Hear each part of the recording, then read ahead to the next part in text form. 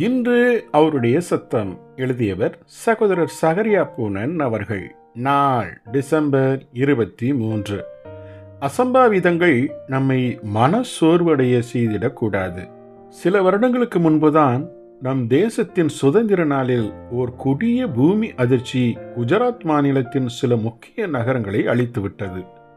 அப்பகுதிகளில் எத்தனை கோரமான அழுகுரல்கள் கேட்டிருக்கக்கூடும். ஒரு சில வினாடிகளில் எண்ணற்றோர் அனாதைகள் ஆகினர். எண்ணற்றோர் வீடுகளை இழந்தனர். பூமி அதிர்ச்சி தேவனுடைய தண்டனை என நாம் சொல்லிவிட முடியாது. இயேசுவின் நாட்களில் சீலோவாம் கோபுரம் விழுந்தபோது அந்த விபத்தில் மரித்தவர்கள் மற்றவர்களை காட்டிலும் அதிக பாவம் செய்தவர்கள் அல்ல என்பதை இயேசு அவ்வேளையில் தெளிவுபடுத்தினார். மேலும் கடைசி நாட்களில் யுத்தங்களும் பஞ்சங்களும் பூமி அதிர்ச்சிகளும் சம்பவிக்க வேண்டியவதே எனவும் இயேசு எச்சரிக்கையாய் கூறினார். ஆகவே கர்த்தருடைய வருகை சமீபித்து விட்டது என்பதையே பூமி அதிர்ச்சிகள் நமக்கு நினைவூட்டுகின்றன. மேலும் கொடிய விக்கிரக ஆராதனைக்குள் மூழ்கி போயிருக்கும் நம் இந்திய தேசத்திற்கு தேவன் இரக்கம் பாராட்டும்படியாய் நாம் யாவருமே நம் தேசத்திற்காய் ஜெபித்திட வேண்டிய அவசியத்தையும் இதுபோன்ற சம்பவங்கள் காட்டுகிறது. மரணம் சம்பவித்த சில வீடுகளில் அங்குள்ளவர்கள் தேவனை திட்டுவதை நான் கேட்டிருக்கிறேன்.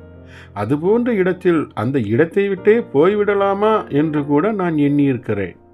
இச்சமயங்களில் எதிர்காலத்திற்கு என நமக்கு ஒரு உயிருள்ள நம்பிக்கை இருக்கிறது என்பதையே அங்கு கூடியிருக்கும் பிரஜாதிகள் அறிந்து கொள்ள வேண்டும். ஆண்டவருக்குள் மரித்தவர்கள் அவருடைய சமூகத்திற்குள் உடனடியாக பிரவேசித்து விடுவார்கள். ஆகவே மரித்தோரிலிருந்து இயேசு உயிர்த்தெழுந்தபடியால் எதிர்காலத்திற்கு ஒரு மகிமையான நம்பிக்கை நம் யாவருக்குமே இருக்கிறது. துக்கமான மனச்சோர்வு என்ற உளையான சேற்றுக்குள் நீங்கள் சிக்கிக் கொள்ளாதபடி கவனமாயிருங்கள். அப்படி ஆகிவிட்டால் உங்கள் உணர்வுகளுக்கும் உங்கள் மனநிலைக்கும் உங்கள் ஆவிக்குரிய நிலைக்கும் நீங்களே தீங்கு செய்துவிட முடியும்.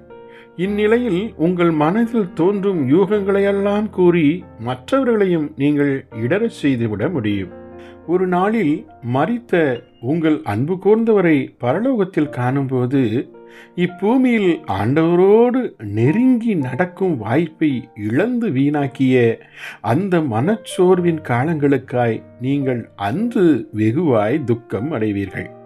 ஜெபிப்போமா. அன்பின் பரம தகப்பனே, தேசத்தின் சோக நிகழ்ச்சிகள், எங்கள் இல்லங்களின் சோக சம்பவங்கள் எங்களை ஜெபத்திற்கு உந்திட வேண்டுமே அல்லாமல் மனச்சோர்வின் உளைக்குள் சிக்காதிருக்க கிருபை தாரும். ஆமேன்.